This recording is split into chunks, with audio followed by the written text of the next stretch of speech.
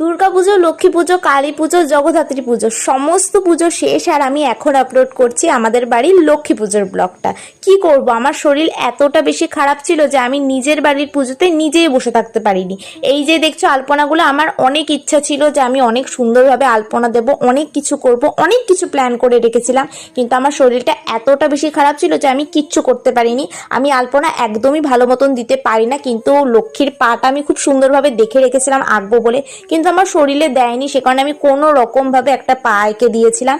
আর এই দেখো আমাদের বাড়ির পুরোহিত আমার বাবাই ছিল, আমরা ব্রাহ্মণ যেহেতু, তাই পুরোহিত আর আলাদা করে কাউকে নিতে হয়নি, আমার বাপিই পুজো করেছিল। আর এখানে তোমরা দেখতেই পাচ্ছ যে আমি নেই, এই যে একদম লাস্টে যখন পুজো পুরো শেষ আমি তারপরে এসে একটুখানি বসেছিলাম। মানে তোমরা ভাবো যে আমার কতটা শরীর খারাপ ছিল যে আমি নিজের বাড়ির পুজোতে নিজেই থাকতে পারিনি। প্রথমে তো পাশের ঘরেই ছিলাম, পরে যে ঘরে পুজো হয়েছিল সে ঘরে এসেছিলাম প্রসাদ খাওয়ার জন্য, কিন্তু সেটাও আমি ঠিকঠাক করে খেতে পারিনি।